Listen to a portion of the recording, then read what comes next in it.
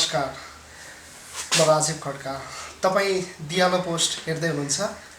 आज विशेष गरी दियालो पोस्टको शैक्षिक संवाद कार्यक्रममा हामी शैक्षिक क्षेत्रसँग रहेर अन्तर्क्रिया गर्दैछौँ। विशेष गरी 16 वर्षको उमेरदेखि नै शैक्षिक क्षेत्रमा आबद्ध भई शैक्षिक सेवा दिन थाल्नुभएका र धादिङ जिल्ला साथै काठमाडौँ जिल्लाको पश्चिमी भेग चन्द्रागिरी नगरपालिका वडा नम्बर 4 स्थित थानकोटमा एकदमै प्रतिष्ठित रूपमा सञ्चालन भइरहेको इनेट एजुकेसन इन्स्टिट्युटका प्रबन्ध निर्देशक शिवन श्रेष्ठ हुनुहुन्छ।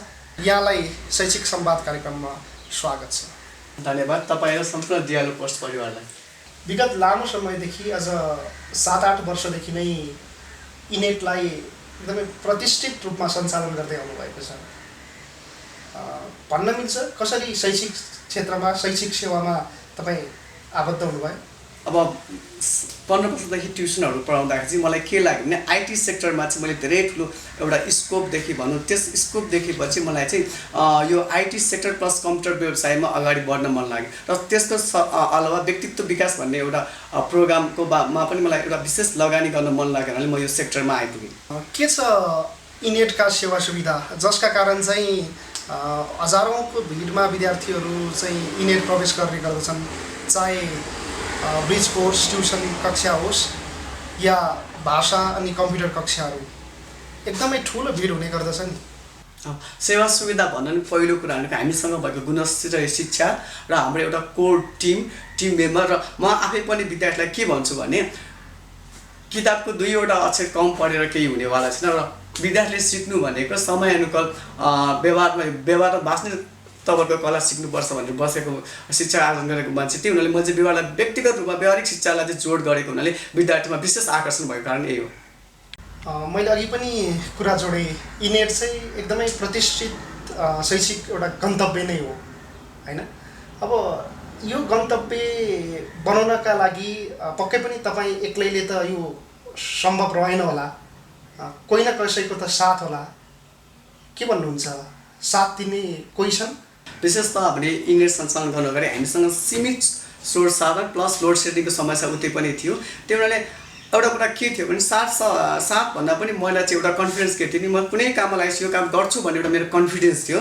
त्यो कन्फिडेन्सको कारणले म आज आइपुगेर बिचमा अब हाम्रो मेजर भनेको साथ भनेको हामीलाई हाम्रो आफ्नै स्टुडेन्टले धेरै ठुलो साथ दिनुभयो। यसलाई चाहिँ मैले एकदम भगवान्को वरदान स्वरूप लिएको छु। इनेटले शैक्षिक सेवाको अलावा कुनै त्यस्ता सामाजिक कार्यहरू गरेका छन्? अब पहिलो उद्देश्य चाहिँ हाम्रो शैक्षिक क्षेत्रमै केन्द्रित छ।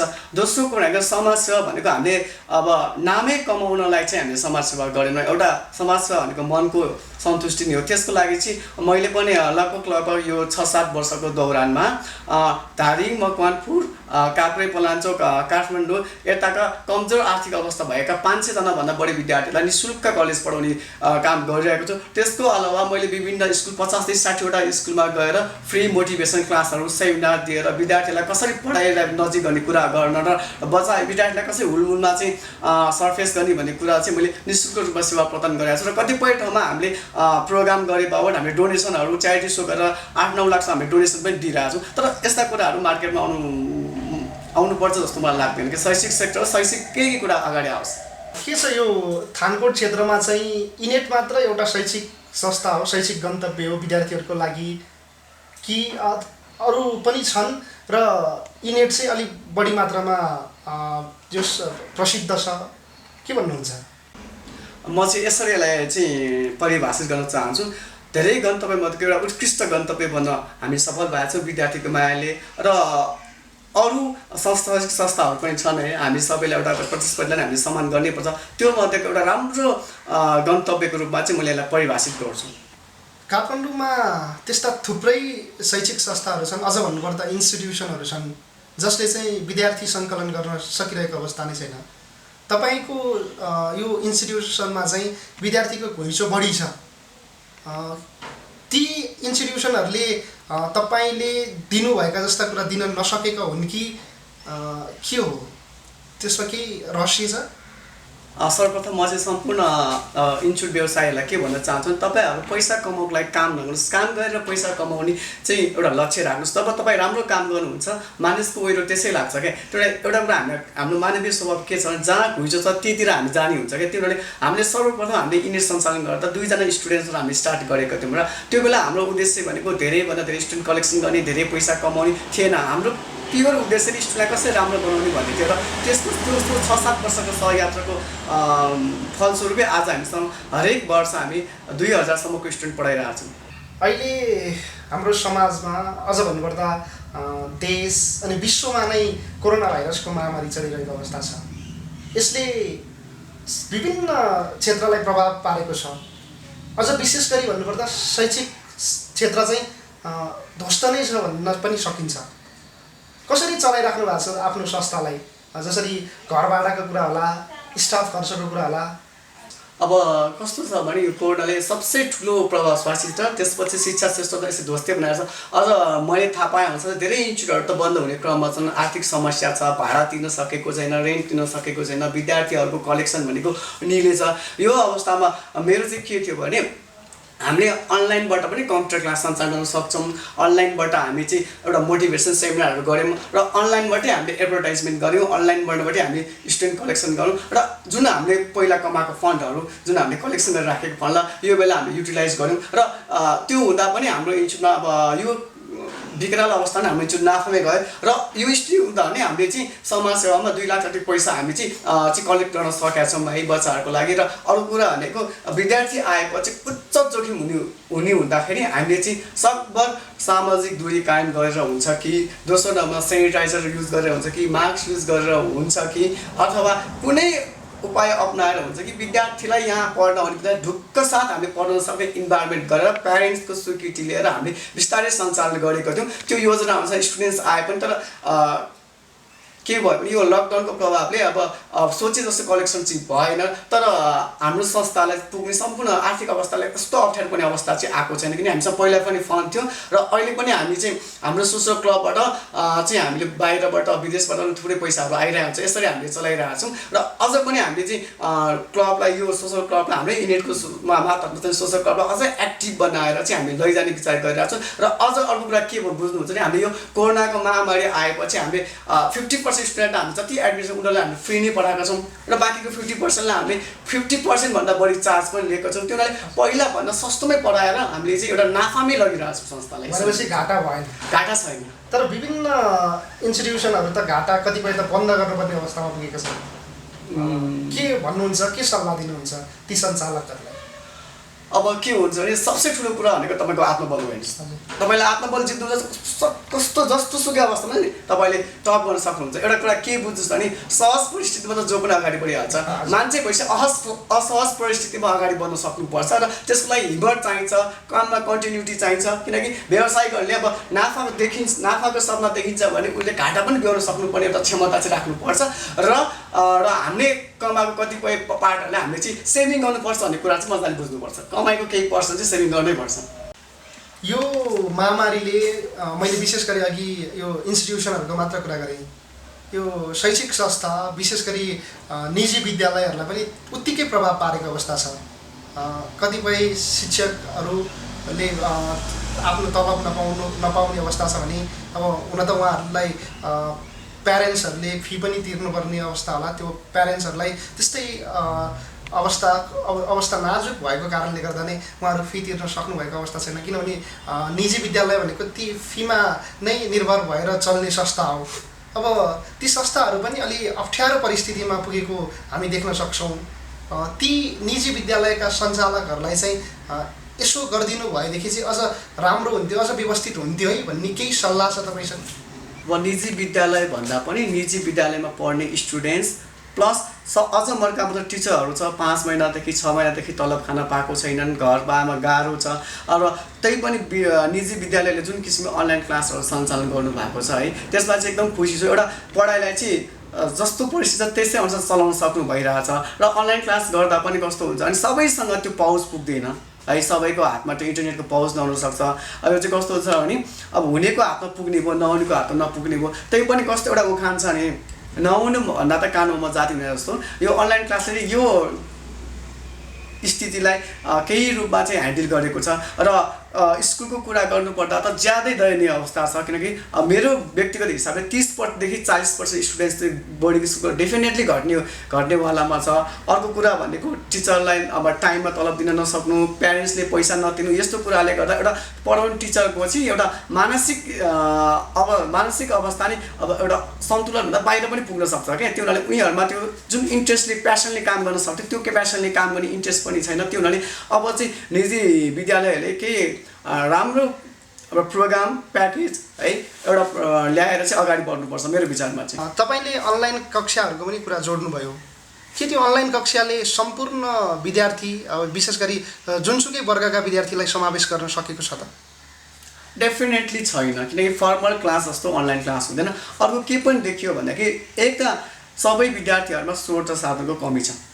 दोस्रो भनेको के छ भने स्रोत र साधन भएको विद्यार्थीहरू पनि सुरुको दिनमा 40-50 जना अनलाइन क्लास आउने, दोस्रो पटक चाहिँ हामी 10 जना 15 जना पाउने र यसको लागि प्यारेन्ट्सहरूले विशेष ध्यान पुर्याउनुपर्छ। र अर्को मिस्टेक हामीले कहाँनिर गऱ्यो भन्दाखेरि यो चाहिँ मैले हरेक प्रोग्राममा बोल्ने गरेको छु, हामीले विद्यार्थीलाई प्रविधिसँग टाढा राख्नुको नतिजा यो हो कि हामीले पहिला हामीले के गर्यौँ, विद्यार्थीलाई प्रविधिसँग जोड्न चाहेनौँ, मोबाइल चलाउन ब्यान गऱ्यौँ, ल्यापटप चलाउन दिएनौँ, अनेक कुरामा हामी अनलाइन आउन दिएनौँ। यो कुराले हामीले ब्यान गरिदियौँ, स्कुलले त्यो ब्यान गरिदियो। तर अहिले चाहिँ हामीले त्यही कुरालाई हामीले एक्सेप्टेड गर्नु परेपछि के हो भने परिस्थिति अर्कै भएको। त्यो हुनाले म चाहिँ के भन्छु भने हरेक स्कुलहरू हाम्रो जुन प्राइभेट स्कुल सरकारी स्कुल इन्स्टिट्युसनहरूलाई कोही पनि विद्यार्थीलाई प्रविधिसँग चाहिँ टाढा राखेर शिक्षा दिन सकिन्छ भने हामीले यो 21औं शताब्दीमा सोच्न पनि सक्दैनौँ। र मेरो विचारमा विद्यार्थी पढाइ र प्रविधि भनेको एक अर्का दुई पाङ्ग्रा हुन्। र अब भएको पढाइ भनेको एकदम हजुरले बुझ्नु भइरहेको छ अनलाइन बेसमा पढाइ हुने हो, प्रविधिसँग युक्त पढाइ हो। जसले प्रविधिसँग जोड्न सक्यो सफल हुने भयो, प्रविधि बिनाको पढाइ चाहिँ अब बिस्तारै असफल हुने चाहिँ देखियो। र मिस्टेक कहाँ भयो भने हामीले चाहिँ प्रविधिलाई चिन्न सकेनौँ, यहाँनिर चाहिँ ठुलो मिस्टेक भएको। यो इनेट भन्दा बाहेक कुनै अन्य क्षेत्रमा तपाईँ आबद्ध हुनुहुन्छ? इनेट भन्दा बाहेक म भनेको एउटा कलेजमा पढाउने प्रोफेसरको रूपमा काम गरेर कार्यरत छु। त्यो मैले कार्य गरेको 6-7 वर्ष भयो। मेरो प्रोफेसनल यात्रा चाहिँ अब तपाईँलाई नाम भन्नुहुन्न भने golden science GS college, Kasthamandap college, त्यसपछि भएर हाम्रो नेपाली कलेजमा 4 वर्ष पठन पाठन गराएर अहिले चाहिँ म चाहिँ college Kathmandu college of central state कलेजमा एउटा काउन्सिलर प्लस एउटा मार्केटिङ म्यानेजरको रूपमा चाहिँ एउटा चाहिँ कार्यरत छु। र अर्को कुरा चाहिँ के हुँदो रहेछ भने अब हामी जसरी इन्स्टिट्युसनमा काम गर्छौँ त्योबाट डेफिनेटली धेरै फरक चाहिँ हामीले कलेजमा काम गर्दा पाइयो, किनकि त्यहाँ धेरै मासमा काम गर्नुपर्ने, धेरै मासलाई चाहिँ रिजाउनु पर्ने, धेरै माससँग सर्फेस गर्नुपर्ने र धेरै च्यालेन्जहरू चाहिँ सर्फेस गर्नुपर्ने जस्तो देख्यो। जस्तै हामी इन्स्टिट्युटमा अब 200-400 स्टुडेन्ट्स पढाउँछ भने त्यहाँ चाहिँ 2300, 4000, 5000सम्मको ग्रेडमा जानुपर्ने हुने। त्यो हुनाले चाहिँ धेरै अपर्च्युनिटी पनि कलेजमा हुने रहेछ। र अर्को कुरा भनेको चाहिँ आर्थिक समृद्धिको हिसाबले त मैले त के लाग्छ नि कलेज भन्न त आफ्नो व्यवसाय थिएको, किनकि सबै कुरा कलेजमा पिरियड वाइज पैसाले गर्दाखेरि धेरै अप्ठ्यारो पर्छ। र म चाहिँ के छ भने कलेजको एउटा मार्केटिङ एउटा विशेष मेरो रुचि चाहिँ मार्केटिङमा भएको र मैले ब्याचलर पनि मार्केटिङबाटै गरेको र थेसिसहरू पनि मार्केटिङमै गरेँ हुनाले चाहिँ अब कलेजको मार्केटिङ विषय चाहिँ मलाई एकदम इन्ट्रेस्ट भएर मैले मार्केटिङको फिल्ड नै मेरो कलेजको काम हो। र मैले पढाएँ 4 वर्ष पढाएँ, तर पनि 5औं वर्षदेखि मलाई के लाग्यो भनेदेखि मान्छे अपडेट हुनुपर्छ भन्दाखेरि अपडेट हुनुपर्छ। मैले चाहिँ पढाइलाई कलेज पढाउन छोडेर विद्यार्थीलाई एउटा काउन्सिलिङ दिने र प्योर मार्केटिङ गर्ने र विद्यार्थीहरूमा चाहिँ एउटा पढाइमा जुन अहिले देखिएको छ भ्रम पढेर के हुन्छ यताउति भन्ने कुराहरू मैले सुन्छु, त्यो कुरालाई चाहिँ विद्यार्थीहरूमा चाहिँ हटाउने है यस्तो काममा चाहिँ म इन्भल्भमेन्ट भएँ। र अर्को कुरा के हो भने यो चाहिँ मलाई चाहिँ कलेजले गर भनेको नि होइन, त्यो आफ्नो भित्री मनबाट मैले यो काम गरेँ कि मेरो अहिलेको यङ जेनेरेसनलाई चाहिँ कसरी ह्यान्डल गर्न सकिन्छ है। यो कुरालाई म कुनै पनि कलेजमा बस्दाखेरि कलेजको बोर्डमा त्यही कुरा उठाउँथेँ र यङ पिपुलहरूलाई नै हामीले चाहिँ अब हामी कस्तो हुन्छ नि धेरै कुरा हामी कलेजमा पढाउँछौँ तर हामी अवसर दिन सक्दैनौँ। हाम्रो प्रब्लम यहाँ छ कि कलेजको प्रब्लम भनेको हामी जस्तै हामीले कुनै कलेज खोल्यो भने स्टार्टिङ डेजमा हामी स्टुडेन्टलाई धेरै कुराहरू दिन्छौँ भन्छौँ र जब कलेज स्टुडेन्ट्स पुग्छ तर त्यो कुराको 5% हामी दिन सक्दैनौँ। र मैले एउटा कुरा केमा विश्वास गर्छु भने हामीले विद्यार्थीलाई पढाइ मात्रै दिएर हुँदैन, काम गर्न सक्ने क्षमतावान स्टुडेन्ट्स बनाउनुपर्छ हौ। त्यसको लागि चाहिँ हामी उनीहरूमा भएको कन्फिडेन्स डेभलपमेन्ट गर्नुपर्छ। सबसे ठुलो कुरा भनेको हामीले अवसर दिनुपर्छ, हामीले अवसर नदिए कसले दिन्छ। अब देशमा तपाईँले बुझ्नुभएको छ बेरोजगारी किन भएको छ भनेदेखि अवसर दिने मान्छे छैन। किन हाम्रो पढाइ पनि के छ भने A+B को होल स्क्वायरको पेरिफेरलमा चाहिँ हामी घोकेर पढ्छौँ। मलाई केही पनि भनेर अब हिजो भर्खर म नाम चाहिँ भन्दैन, एउटा बहिनी आउनुभएको थियो MBS को थेसिस लेख्दाखेरि उहाँहरू प्रेजेन्टेसन गर्न सक्नु भएन। र मैले देखि पनि रहेको छु कोही कोही भाइ बहिनीहरू 5 कक्षादेखि प्रेजेन्टेसन दिन्छ भने चाहिँ हाम्रो शिक्षा व्यवहारिक छैन। र व्यवहारिक शिक्षा नभएपछि एउटा के बुझ्नु भने व्यक्तिगत बेरोजगार त हुने नै भयो, फिर्ता पुग्दा पनि उसले कहिले पनि त्यो पढाएको कुरा लगाउन सक्ने भएन। र दोष आयो हाम्रो शैक्षिक संस्थालाई, हाम्रो पढाइ ठिक छैन भन्ने भयो। पढाइ एकदम ठिक छ तर पढ्ने तरिका ठिक छैन। यसरी भनेपछि तपाईँले शैक्षिक प्रणालीमाथि नै प्रश्न उठाउनु हो होइन, शैक्षिक प्रणाली नै ठिक छैन भन्ने खालका कुरा गर्नुभयो। के भन्नुहुन्छ, सरकारलाई केही सुझाव दिनुहुन्छ? यसो भएदेखि चाहिँ अहिलेको अवस्थामा यो 21औं शताब्दीमा चाहिँ यस्तो शैक्षिक प्रणाली चाहिँ ठिक हुन्थ्यो भन्ने खालका कुरा केही छन्? होइन, शैक्षिक प्रणाली ठिक छैन भन्न खोजे होइन। र म सरकारलाई पनि केही भन्दिनँ। र म के भन्छु, जो चाहिँ स्टुडेन्टसँग सम्बन्धित कलेज स्कुलहरू छन् उनीहरूले चाहिँ स्टुडेन्ट्सको मनमा बसेर पढ्न सक्ने एउटा इन्भाइरोमेन्ट बढाउनु पर्यो र विद्यार्थीहरूलाई कसरी पढाइमा बुकमा इन्भल्भमेन्ट हुने त्यो इन्भाइरोमेन्ट गर्नु पर्यो क्या। तर मैले पनि 13 वर्ष जति पढाएँ, खै आजसम्म मैले एकजना स्कुलमा पिट्नु पनि पढाएँ छैन। किनभने पढाइलाई बुक स्टुडेन्ट्सलाई पढाइमा एट्याचमेन्ट गर्न सक्ने एउटा क्षमता चाहिँ इन्भाइरोमेन्ट गर्नु त्यो स्वतः स्कुलको पनि जिम्मेवारी हो, कलेजको पनि हो र हाम्रो पनि हो क्या। यसलाई सरकारकै मुख ताक्नुपर्ने जस्तो लाग्दैन। शैक्षिक संस्थाको कुरा जोड्नुभयो। हजुर, तपाईँ आबद्ध शैक्षिक संस्थाले चाहिँ ती काम गर्न सकेका छन् कि छैन?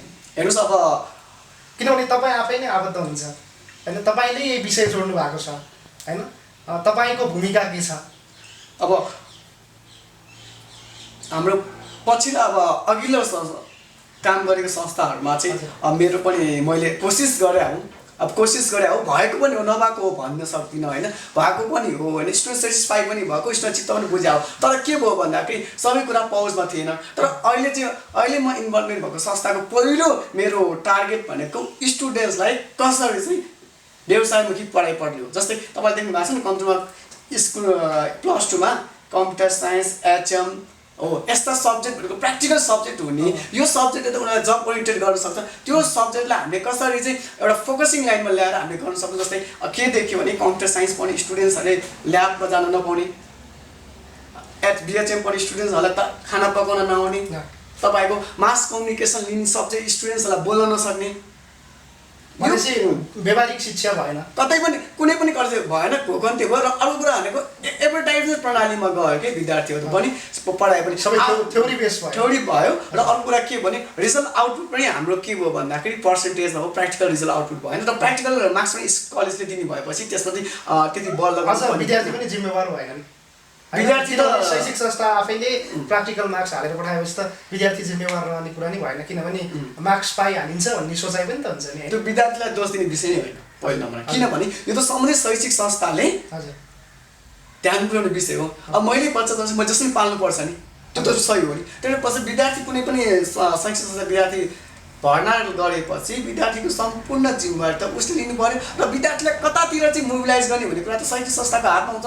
अब विद्यार्थीहरूलाई काँचो माटो हेर्नुहोस् है, हामी जस्तो पनि त्यस्तै भन्यो, यसमा चाहिँ सम्पूर्ण दोष विद्यार्थीलाई थुपार्नु पुँजी भएन। अब यसमा विद्यार्थीलाई सक्रिय बनाउन सकिन्छ, तर कसरी सकिन्छ त्यो शैक्षिक संस्थाको हातमा छ, विद्यार्थीको हातमा होइन। विद्यार्थी के छ, आउँछ जान्छ, किताब पढ्छ जान्छ र भन्छ पढ्छ पढ्दैन, ऊ त के हुन्छ एउटा शिक्षा लिन आएको हुन्छ। भनौँ न तपाईँको एउटा पानीलाई जताबाट पनि हामी बगाउन सक्छौँ नि हो। एउटा राम्रो शिक्षकले के सिकाउँछ भने किताबको लेसनभन्दा व्यवहारिक कुरा बढी सिकाउँछ कि। मैले पनि त्यही भनेको थिएँ कि बरु 2-4 पेज कम पढ, मार्क्स 2-4 मार्क्स कम आउँदा जिन्दगी त बिग्रिँदैन। तर यो जिन्दगीमा व्यवहार भन्ने चिज बिग्रिएपछि हामीले सोसल सामाजिक ठाउँमा गएर बोल्न सकेनौँ, व्यवहार गर्न सकेनौँ हो, त्यसलाई चाहिँ हामीले मोबिलाइज गर्ने जिन्दगी हुँदैन कि। चाहिँ जिन्दगी र अझ के भन्छ पढाइलाई व्यवहारसँग जोडिनुपर्छ। र हाम्रो पढाइ अबको जेनेरेसन व्यवहारसँगै हाम्रो प्रविधिसँग नै उत्तिकै जोडेको हुनुपर्छ। र अर्को एउटा के थप्न चाहेँ भने मैले अब एउटा सेमिनार थियो, अब के क्वेसन थियो भने तपाईँ नेपालमा किन बेरोजगार छन् भन्दाखेरि हाम्रो सोच के छ भने पढेपछि जागिर खानुपर्छ, कुनै ठाउँमा जाने 10-15 हजारको जाने 20-25 हजारको जागिर खाने पहिलो सोच। दोस्रो सोच नेपालमा केही हुँदैन हामी विदेशै जानुपर्छ। तेस्रो सोच हामी यो ठाउँमा हाम्रो ठाउँमा केही गर्न सक्छौँ भन्ने सोच्दैनौँ क्या। तर मेरो चाहिँ विचारमा हामीले चाहिँ विद्यार्थीलाई रोजगार लिने भन्दा उद्यमी बनाउनुपर्छ। उद्यमशील बनाउनुपर्छ। चाहे त्यो हेर्नुहोस् है, मैले धेरै सफल व्यक्तिको शैक्षिक क्षेत्रमा लगाएको व्यक्तिहरूको मैले जीवनी पढ्दाखेरि के देखाएको छ, उनीहरूको स्टार्टिङ भनेको एउटा ट्युसन क्लासबाट भएको धेरैको छ। ट्युसन क्लास र अपडेट हुँदा हुँदै कलेजको प्रिन्सिपल भएको, चेयरम्यान भएको पनि हामीले देखाएको छ। भनेपछि कस्तो भने अब यही कुरालाई चाहिँ हामीले उठाउनु पर्यो र व्यवहारिक हुनु पर्यो, अथवा उद्यमशीलता भन्ने कुरा चाहिँ पढाइमा हुनैपर्छ, होइन भने अब जस्तै म आफै कम्प्युटर साइन्स पढाउँछु होइन। अब कम्प्युटर साइन्स पढाउँदाखेरि आइटीका धेरै सेक्टरहरू छन्, र आइटी सेक्टरमा पढाएर मात्रै भयो त्यो विद्यार्थीलाई मैले आइटी सेक्टरमा कुनै संस्थामा इन्भल्भमेन्ट गरेर उसले कमाउन सकेपछि बल्ल त्यहाँ चाहिँ अब पढाइ गर्नु। त्यो चाहिँ भन्नु न, पढाइसँगै लर्निङ प्लस अर्निङ हुनु पऱ्यो क्या। जस्तै अब हाम्रो जापानहरू कहाँ जान्छौँ र काम पनि एक ठाउँमा पैसा पनि हुन्छ, हाम्रो नेपालको पढाइ चाहिँ के भने जस्ट लर्निङ, अब अर्निङ त ठेगान छैन। गाह्रो यो व्यवहारिक शिक्षा नभइदिँदा चाहिँ जसरी शैक्षिक संस्थासँग सम्बन्धित निकाय, शैक्षिक संस्था, अनि यो विद्यार्थी, अभिभावक, त्यसका व्यवस्थापन समिति, यो बिचमा चाहिँ कम्युनिकेसनको ग्याप भएका कारण कतै विद्यार्थीको भविष्य अन्धकार त हुँदैन? म चाहिँ सिधै स्पष्ट भन्न हुने हो कि नहुने भन्नु चाहिँ भन्छु, किन यो भनेको मार्क्स हो, अङ्कमुखी शिक्षा प्रणाली। जसरी +10 पढ्यो, 4 GPA ल्याउनु पऱ्यो, पास हुनु पऱ्यो, स्कुलको नाम राख्नु पऱ्यो, कलेजको नाम राख्नु पऱ्यो, स्कुलको नाम रोशन गर्नु पऱ्यो, विद्यार्थीले आफ्नो लागि पढ्ने होइन स्कुलको लागि पढिदिनु पऱ्यो, यो कलेजको लागि पढिदिनु पऱ्यो। विद्यार्थी त आफूलाई पढ्न गएको हुन्छ नि, यो सिस्टम हुन्छ। र त्योहरूले हामीले मार्क्सलाई मात्रै घोटाएर पढाउँदाखेरि के देखियो भन्दाखेरि चाहिँ मैले नि 4.0 GPA ल्याउने, 3.6 ल्याउने स्टुडेन्ट्सहरू पनि कलेजमा गएर धेरै विद्यार्थीले पढाइ बिगार्यो। किन भन्दाखेरि ऊ आफ्नो लागि भन्दा ज्यादा स्कुल लागि पढिरहेको थियो नि। अब त्यो संस्थाको नाम राख्नु पर्यो, तर हामीले त विद्यार्थीको लागि पढेको, विद्यार्थीको नाम आउनु पर्यो। तब मेरो संस्था चल्नुको पहिलो सबसे ठुलो रिजन पनि थियो, मैले अघि नै भन्न बिर्सेको छु, किनकि मैले विद्यार्थीको लागि पढाउने संस्था खोलिदिएको छु। नाफा मेरो उद्देश्य हो, तर पनि मैले पढाउँछु विद्यार्थीको लागि नै हो। भोलि मेरो विद्यार्थी कुनै ठाउँमा गएर जब काम खोज्ने सिलसिलामा पछाडि पढ्यो भने मेरो पनि त अप्ठ्यारो पर्छ नि, विद्यार्थी नैलाई नै सेटिस्फाई गराउने हो पढाइले, त्यही हो। यही पढाइकै कुरालाई जोड्ने हो भने अहिले यो हालसालको अवस्थामा चाहिँ जसरी एसईको कुरा छ, कक्षा 10 पुगिसकेपछि केही वर्ष अगाडिको यो शैक्षिक प्रणाली हेर्ने हो भने एसएलसीको त्यो सिस्टम थियो, अहिले चाहिँ त्यसलाई परिमार्जन गरेर एसईको सिस्टम ल्याएको अवस्था छ। यो कोरोनाको विषम परिस्थितिले गर्दा चाहिँ नेपालमा जुन एसई हुनुपर्ने थियो त्यो सुरुवात हुनु अघिल्लो दिन नै ठ्याक्कै स्थगित गरियो र बिस्तारै चाहिँ त्यो एसईको परिणाम चाहिँ कसरी ल्याइयो भन्दाखेरि यो आन्तरिक मूल्याङ्कनको आधारमा ल्याइयो। यो विद्यालयहरूले आफ्नो तरिकाले आन्तरिक मूल्याङ्कन गर्दै गर्दा के सबै विद्यार्थीलाई न्याय दिन सकेको छ त? यो आन्तरिक मूल्याङ्कन चाहिँ अब अवस्था सहजीकरण बाध्यताले ल्याएको मूल्याङ्कन प्रणाली हो। र तपाईँले भने जस्तो एक्जाम नदिई रिजल्ट आउँदा त कसलाई चाहिँ न्याय हुने हो र त्यही पनि अब आन्तरिक मूल्याङ्कनको केसमा अब तपाईँले रिजल्ट हेर्नुहोस्, कति 4 GPA ल्याएको छ, यसपालि 19,000 बराबर समथिङ 4 GPA ल्याएको छ। त्यो हुनाले अब नम्बर दिँदाखेरि मलाई लाग्छ विद्यार्थीले थोरै मात्र विद्यार्थीले न्याय पाएका छन्, बाँकीले पाएको छैनन्, किनकि विद्यार्थीलाई उसको आवश्यकताभन्दा बढी नम्बर दिनु पनि गलत हो र आएको भन्दा विद्यार्थी कम नम्बर दिनु पनि गलत हो। र कतिपय ठाउँमा त यसलाई व्यावसायिकको रूपले पनि हेर्न थालेको छ क्या है। र कतिपय स्कुलको के छ भने सबैजना स्टुडेन्टले 4 GPA ल्याए, अब कतिपय स्कुलमा सेकेन्ड डिभिजन आउने स्टुडेन्टले 4 GPA ल्याए। त्यो हुनाले अब यो चाहिँ मैले जहाँसम्म लाग्छ जेसम्म लाग्छ न्यायसम्मत नभए पनि हामीले एक्सेप्ट गर्नुपर्छ र विद्यार्थीले मार्क्स बढी आयो भनेर खुसी भएर हिँड्नुपर्ने अवस्था चाहिँ देख्दिनँ म। अब त्यसलाई कन्टिन्युटी चाहिँ हामीले +2 लेभलमा गर्नुपर्ने हुन्छ। जसरी अहिले एसई दिने विद्यार्थीलाई चाहिँ कोरोना ब्याज भनेर ट्याग झुन्ड्याइयो नि, के भन्नुहुन्छ? अब जसरी भोलिको दिनमा जसरी कुनै क्षेत्रमा ऊ आफैले पनि कुनै विशिष्ट पदको लागि आफूले अप्लाई गर्दै गर्दा यो एसईको एसएलसीको रिजल्ट यो मार्कसिट चाहिँ हेर्ने चलन छ होइन। यो 2076 सालमा दिएको एसई ब्याज भनेपछि चाहिँ यो कोरोना ब्याज हो भन्ने ट्याग झुन्डिएला, त्यसले केही प्रभाव पार्ला विद्यार्थीलाई? अब अलिकति रमाइलो लाग्ने विषय हो है। अब कस्तो छ भने यो कोरोना ब्याज भन्दाखेरि चाहिँ त्यति सहज नहुँदा, किन कोरोना विद्यार्थीले ल्याएको होइन, आकस्मिक आएको हो र विद्यार्थीले एक्जाम दिन नचाहेको दिन नपाएको हो। तपाईँ यसरी बुझ्नुहोस् कि विद्यार्थीले एक दिन अगाडि 24 घन्टा अगाडि एउटा स्कुल कतिपय ठाउँमा त बच्चाहरू सेन्टरमा कोठा भाडा लिएर एक्जाम हलमा पुग्न लागेको विद्यार्थीले एक्जाम दिन नपाएको हुन्। त्यो हुनाले यो बाध्यतामा पऱ्यो त्यो विद्यार्थीले गर्दा आएको होइन र मलाई जहाँसम्म लाग्छ कोरोना ब्याच अब कस्तो भने अब कसिरहेको थियो दाम है यो कारणले गर्दा अब अलिकति चाहिँ विद्यार्थीहरूमा चाहिँ नराम्रो फिल त उसै पनि आइहाल्छ, किनकि अहिले राम्रो मार्क्स आउँदा पनि अप्ठ्यारै छ, नराम्रो मार्क्स आउँदा पनि अप्ठ्यारै छ। अब यसलाई चाहिँ समयको विषम परिस्थिति भन्नु पर्दा कोरोना ब्याच चाहिँ भनौँ यसलाई चाहिँ समयले चाहिँ त्यो अवस्थामा पुऱ्यायो। त्यही पनि मलाई विद्यार्थीको रहरले चाहिँ एक्जाम नदिएको होइन र समयले स्थितिले पढाएको हुँदाखेरि कोरोना ब्याच भन्दा अलिकति त्यो टाइटल हो त्यसलाई सुहाउँछ पनि होइन। अब यो चाहिँ कस्तो हुन्छ नि यो विद्यार्थीकै हातमा कति चित्त बुझ्दैन भने चाहिँ विद्यार्थीलाई जिम्मा दिनुपर्छ, हामीले यसरी केही बोल्न मिल्दैन। लगभग हामी अन्त्यमा छौँ। तपाईँलाई यो स्थानसम्म इस्टाब्लिस गर्नको लागि चाहिँ हात डोर्याएर ल्याउने व्यक्तिहरू पनि होलान्, कसलाई सम्झिन चाहनुहुन्छ यति बेला? अब जिन्दगीमा अगाडि बढ्न कसै न कसैको साथ चाहिहाल्छ। सबसे पहिलो मैले सम्झेको मेरो परिवार, मेरा साथीहरू, विशेष त मेरो एकदम मलाई माया गर्ने मेरा विद्यार्थीहरूको ठुलो हात छ। र अर्को कुरा भनेको योभन्दा पर्दाखेरि शैक्षिक संस्थाकै कुरा गर्नु पर्दाखेरि मैले चाहिँ भन्नुपर्दा शैक्षिक संस्थाको नाम होइन मनोज थापा मगर हुनुहुन्छ है मेरो प्रिन्सिपल सर।